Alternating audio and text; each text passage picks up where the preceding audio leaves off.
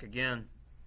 So, we got a brand new series for you guys, and we're going to take a look at some of the most beautiful games in history. A lot of these games have been analyzed countless times and been beaten absolutely to death, and that's not my intent. Most of these videos are going to be short, to the point. It is to introduce the game, because I found more and more that my students had the same opinion that I had when I was coming up, like going to chess camps like the Emory Castle chess camp in Atlanta.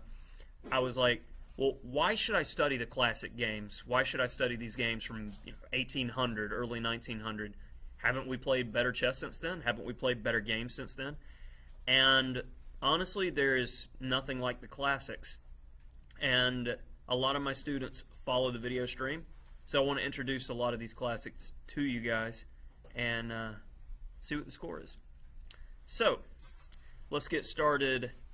Our first handful of games, we're going to be looking at Anderssen and Morphy games. And when you hear Anderssen and Morphy, you should think about the time period that they come from. And if you notice the date, we got 1851 on this game, and they even named some of the greatest games in chess history. This one is titled the Immortal game. So, let's think about warfare in 1850. You know, how many years off are we from the Civil War?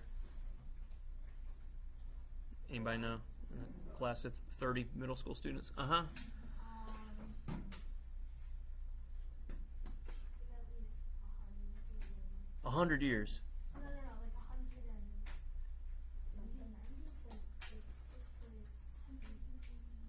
Like 1860 was the Civil War. So like 9 years. Now I feel like I can't remember. What year did the American Civil War take place? 1861. According to American Battlefield. That's all we need. 1861. Okay, so has anybody seen like Civil War movies and stuff?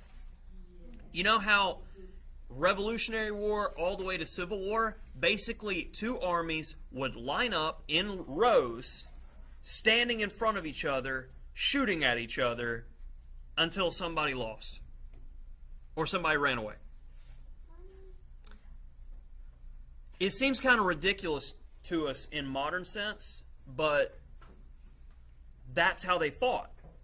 Now, it was a certain mentality about honor, and we're going to meet each other on the field, we're going to go head to head. So, the same principle existed in chess. Many players felt that when a gambit is offered, and King's Gambit, that you must accept the gambit, as your opponent has thrown down the gauntlet and is like, I'm going to give you a pawn, I'm going to beat you anyway. They were obliged to accept it. So, the things that I want you to remember as we're going through this game, and as a note to the viewers, this is a class of non-tournament players, just a general class of chess players. We want to show some appreciation for good games. Now, typical opening concepts. What are the three big things in the opening that we need to do? Maintain the center, yeah. Castle for safety. Develop all minor pieces. Now, we're going to show how Anderssen mauls his opponent from the three advantages of chess we talked about. Time, material, quality. When you get extra time, you know, it ends up being one of those situations like a one-legged man in a butt-kicking contest.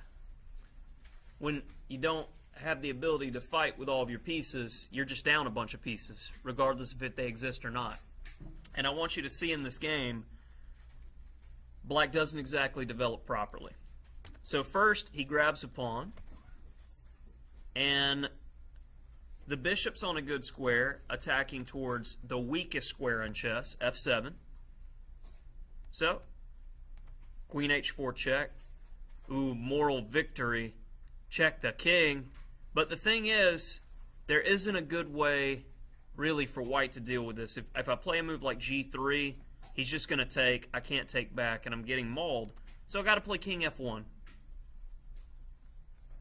Okay, now, Black, so worried about the bishop's placement, says, well, you must take my pawn so your bishop's not looking at f7. Okay. Now, he moves his knight. Now, I want you to see over the next, 10 moves or so. These are Black's favorite pieces. And this is going to hurt him. Knight f3. Attacking the queen. Queen's being attacked, so, okay. Queen moves to a decent square, but talking about one of those advantages again, quality. How do we define a quality piece? Lots of options, right? For both attack and defense. Does this queen have a lot of quality? Nah. A queen defending a pawn just doesn't seem like a good concept. D3. So we defend our pawn in the center and unleash our bishop attacking the f-pawn. So now, like I said, Black's favorite pieces are the queen and knight, so he moves his knight to the edge of the board, hoping for a one-move tactic, knight g3, where if pawn takes, your queen will take the rook. So White goes, nah, that's okay, dog. We're not having that. So then Black goes, well, I'm going to move my queen again to attack your bishop. Anderssen says, no, I'm just going to put my knight in the way to stop your queen from attacking my bishop.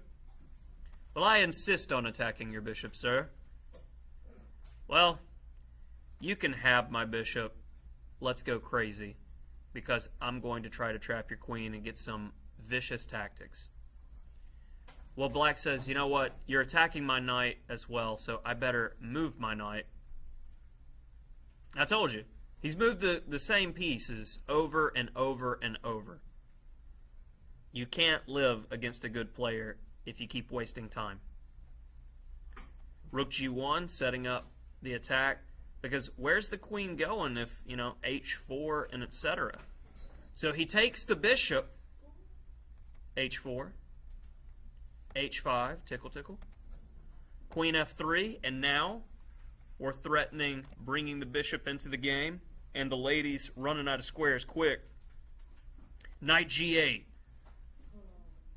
It looks like White is cheating from a time perspective. Black only has one piece developed, and everybody else is on the back row. This looks like a beginner game. This is two of the best players in the time period. Bishop takes. Brings the knight out. So White has completed development even though he's down material. You're about to see an absolutely beautiful combination where White's going to win the game. Bishop c5. He attacks the rook on g1. No defense today. Knight d5. Ooh, more free stuff.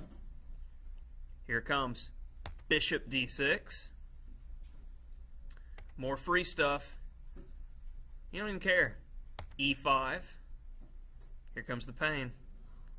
You want the rook? Take the rook. And it looks like White's just playing giveaway chess. Now, knight a6. He's stopping knight c7 check. But the point of e5 was to be able to play knight takes g7 because the queen is no longer defending that square. And after king d8, take my lady. Because that's checkmate. Sometimes it's just pleasing. So it looks like White's playing giveaway, but he's just setting it up the entire time. If you do not develop your pieces, bad things happen.